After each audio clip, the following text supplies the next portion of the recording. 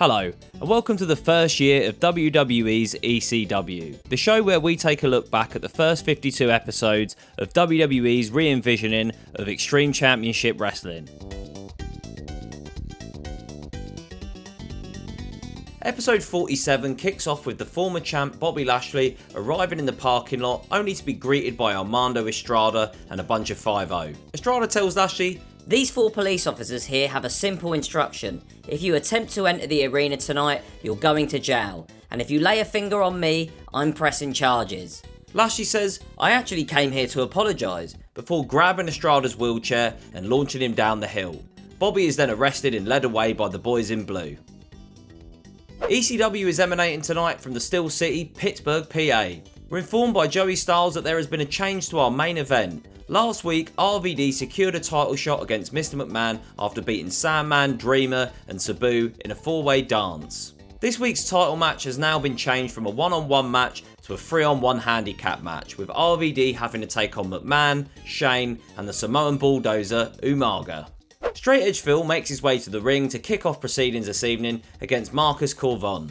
We're informed that at Judgment Day, Elijah Burke will be taking on CM Punk in singles competition. Burke will be hoping to get some revenge on Punk for the chaos he's caused within the New Breed faction over the past couple of weeks. Back to the match. This is an unbelievable outing for the alpha male Marcus Corvon, as he dominates Punk for the vast majority of the match. Now I know what you're thinking. You're thinking, Gadget. Even though Corvon started off this match strong, inevitably Punk will mount a comeback and get the win. Well, you're wrong. Punk does start to mount a comeback at one point, but it's short-lived. Punk goes to hit a DDT from the middle rope when Corvon chucks him to the outside.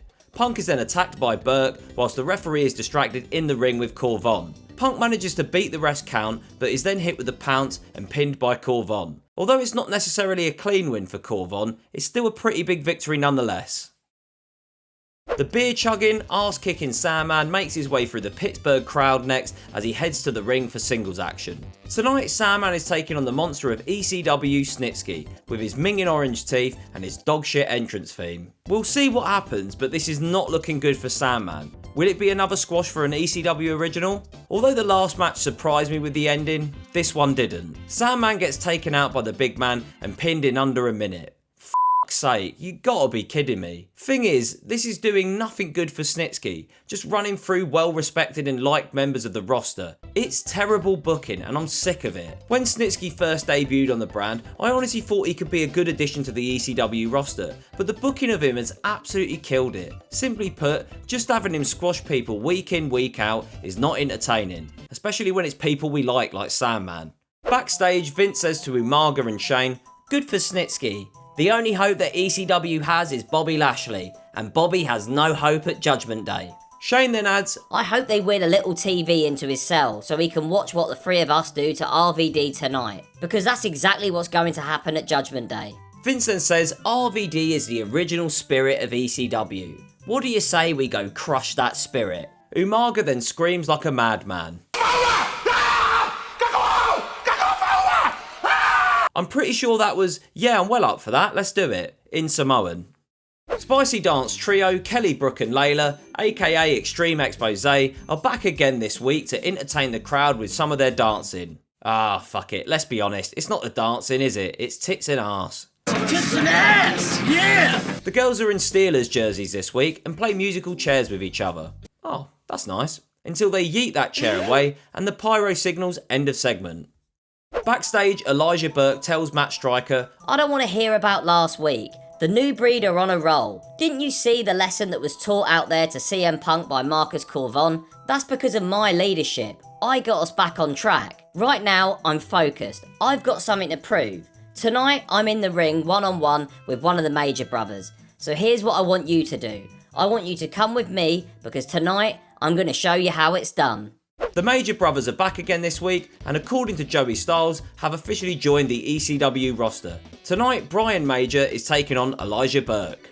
Last week the Major Brothers caused major upset when they beat the team of Corvon and Striker after pinning the latter from a crossbody.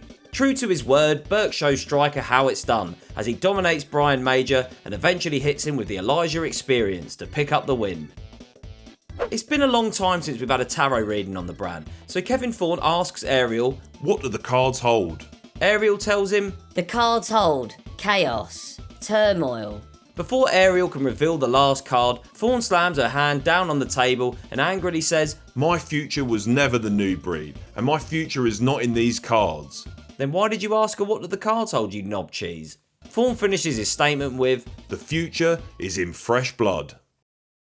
"It's main event time, folks." After an elaborate introduction from his son Shane, Vince McMahon makes his way to the ring to defend his ECW World title in a 3-on-1 handicap match against everybody's favourite pothead, RVD. Smoke weed every day. This was a fairly entertaining match, which started off with things looking good for RVD despite the obvious disadvantage, but eventually the numbers game was just too much. As Van Dam goes to hit a 5-star frog splash on Umaga, Shane runs around to that ring post and drops RVD on his nutsack. Christ, RVD must have no bollocks left. The amount of times I've seen him take that spot on this series is ridiculous. I should have made an RVD nutsack bump counter. Next, Shane hits a superplex, followed by Umaga hitting a splash and then a Samoan spike. Vince then proceeds to put RVD in the worst cover possible, and the ref even aborts the count as RVD's shoulders pop up. Look at it. The ref then restarts the count, and Vince McMahon is successful in his first title defense as ECW World Champion thanks to help from Shane and Umaga.